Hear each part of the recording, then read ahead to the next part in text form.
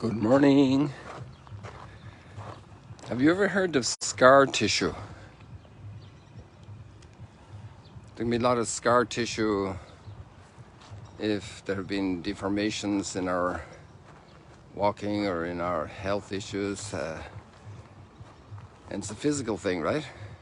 But there's actually a lot of scar tissue as well in relationships. Today we have an extraordinary moment. It's so provocative, so creative, so amazing, so new creative.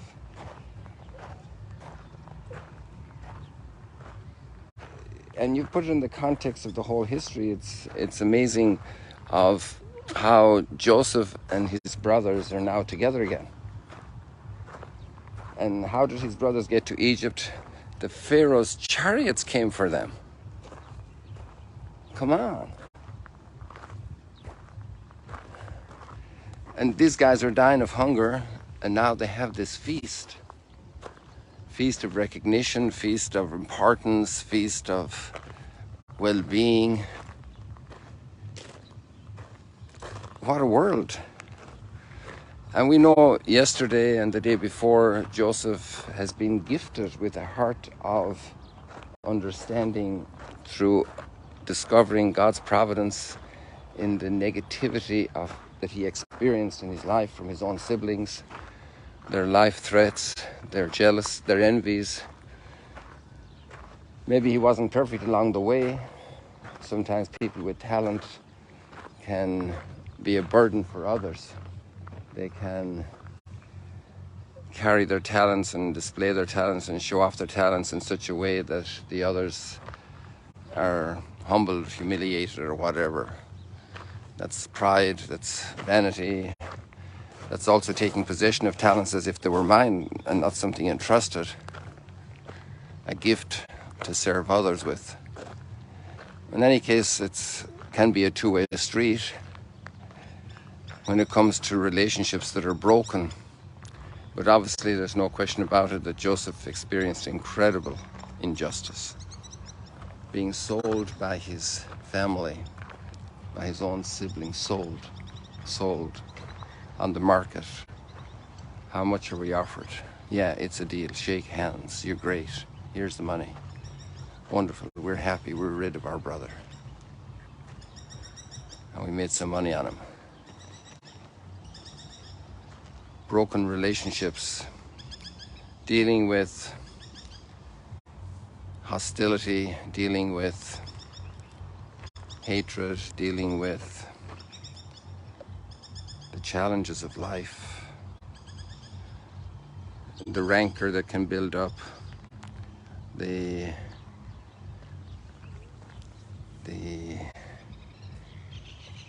memory, scar tissue in the memory, scar tissue in the heart.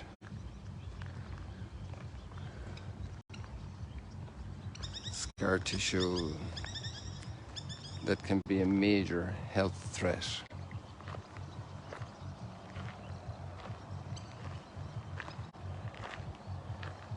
And then there's another moment we're at today, and they're all together, seemingly happy, very blessed in many ways. They have all they need now. Their famine danger is over. Famine is a terrible thing. I don't know about it by personal experience, but I do know about it by current reports and by history of our country. I remember my dad explaining to me once we were going into where a couple of neighbors lived. There were 3 houses behind our house, between us and the hills of the Burn, and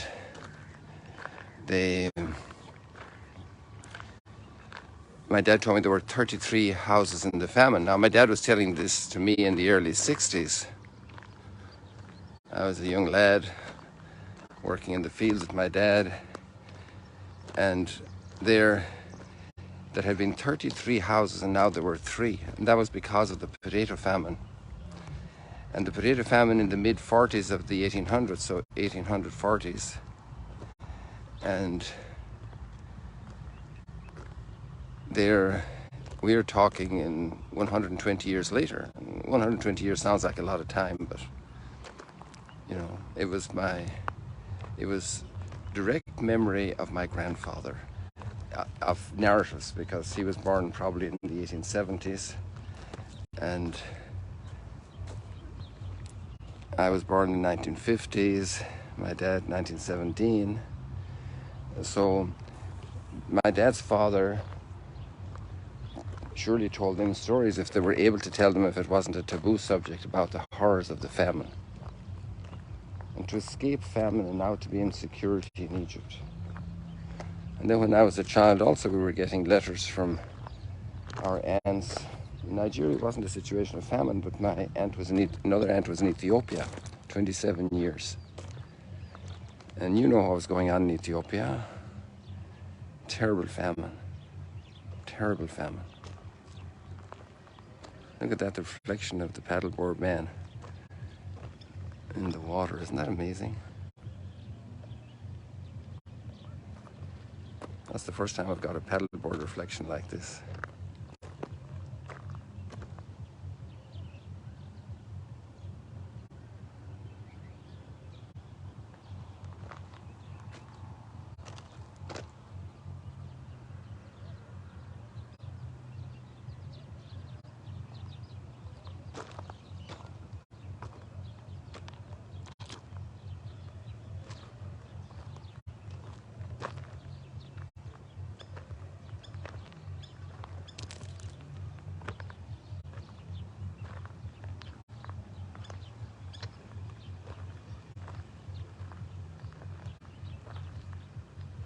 This way.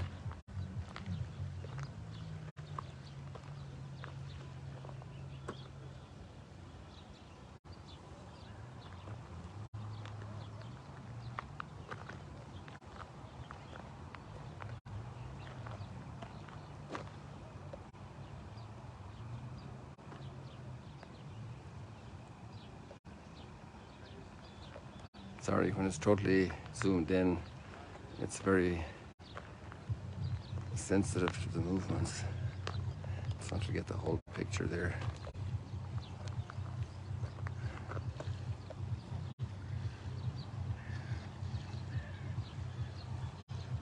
There goes the paddleboard man into the sunrise.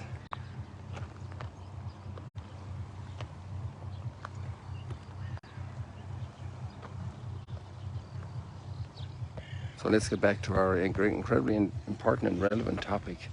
So, you know, we're very aware of the terrible disasters of famine, and actually there are a few places in the world today that are really threatened by famine. So they're safe from that. And so, and maybe Joseph says, I forgive you. But what about the scar tissue? And there can be a miraculous cure of scar tissue, but it takes time. And one of the most beautiful things about that reading today is just let me get it out here for you again. Something happened here with my phone.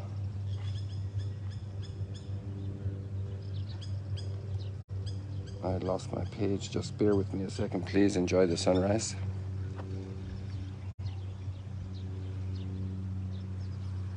Okay, I have to reconnect.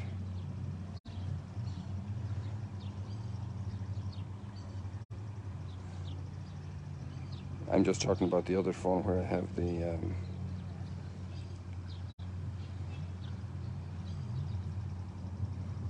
readings. I might have lost them now, unfortunately. But just let's see here. No, that doesn't do it. I want to get this reading, but basically the idea is, maybe somebody can post it there for us, is about Joseph and his father embracing and weeping for a long time. When Joseph meets his father, and he goes to meet him, he brings out the chariot and goes to meet him, and he meets his father, and they embrace for a long time, weeping. Can we figure out what that means?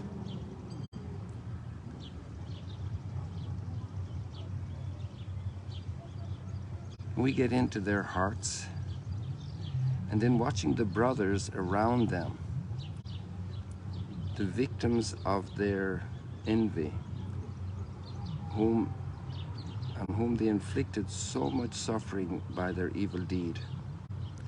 So, okay, the brothers know they're not going to be persecuted. On the contrary, they're going to be treated with great royalty in Egypt. The Pharaoh will probably invite them to supper and tell them what a great administrator Joseph is.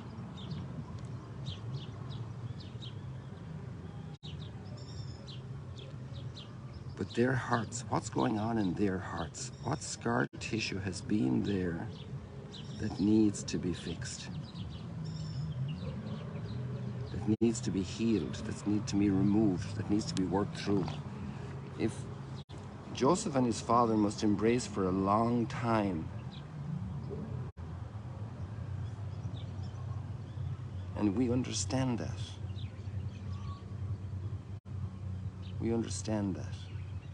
They must embrace for a long time, and we understand that it must be weeping. We get it. But what about the brothers? Okay, they're forgiven. They're accepted. They're reintegrated. But that's a formality, and it's a very important formality. But the substance of their life has a lot of scar tissue. And it's not just when they look into Joseph's eyes, but when they look into their own heart.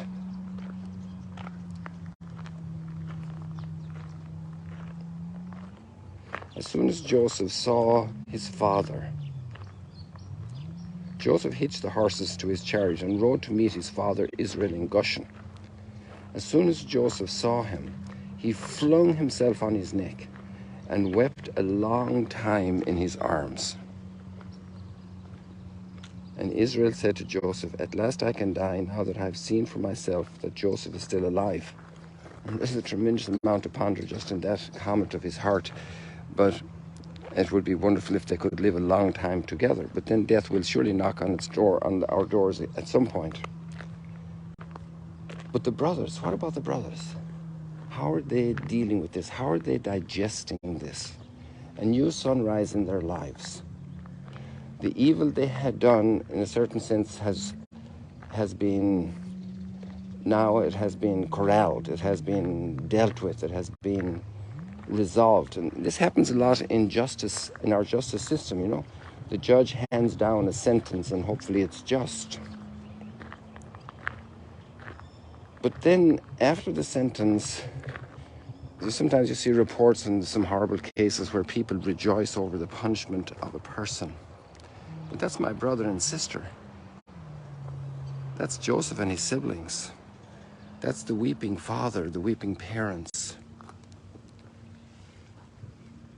That must blossom again. That must bloom again. Those relationships must bloom again. But there's so much scar tissue. And who of us do not know this? Which of us are not familiar with scar tissue in our own hearts, in relationships? How long it takes to fix even a little bit of hurt that happened a couple of years ago that was never fixed, never articulated, never verbalized.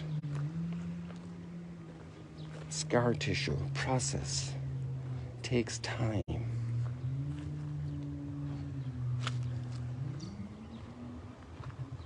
The salvation of the just comes from the Lord. And there's a great source for the healing of this.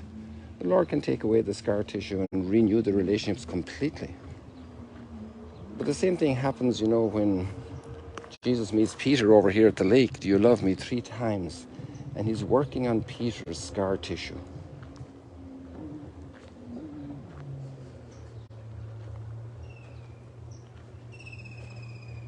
It's kind of a reverse story from the prodigal son, where the prodigal son is the one who ran away, but we have that encounter with the father that's just so emotional and tender, like today's encounter of Joseph with his father.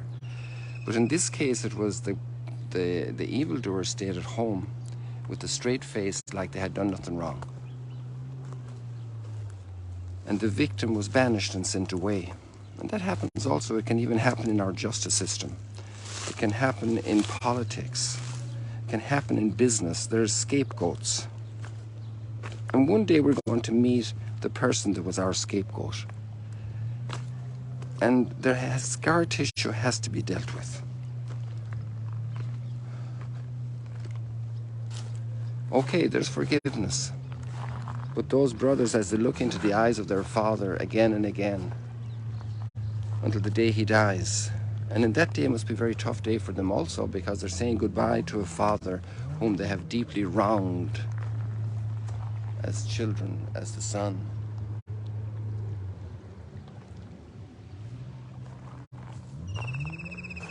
And there's a lot of scar tissue in humanity. There's a lot of scar tissue between countries, between peoples.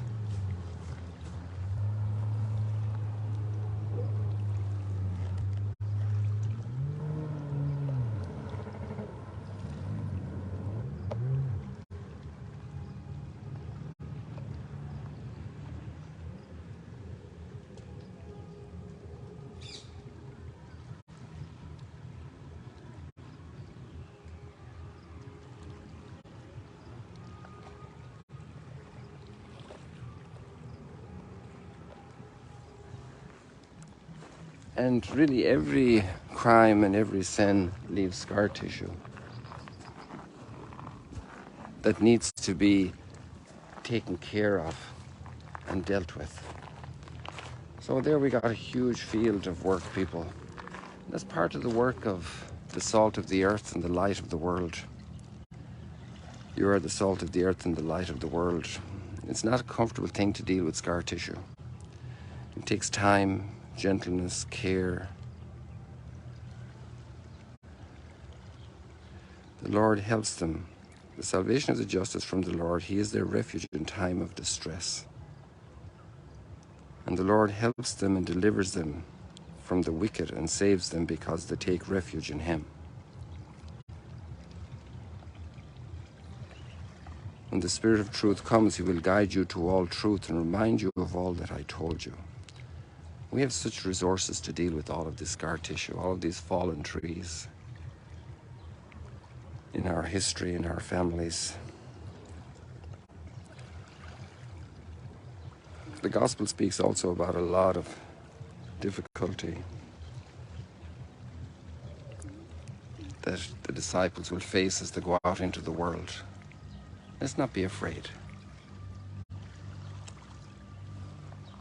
We can move forward and do all the necessary steps to renew our lives. That's promised to us.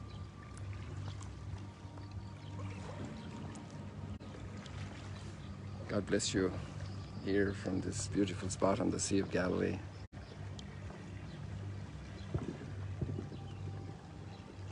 See you later, alligators.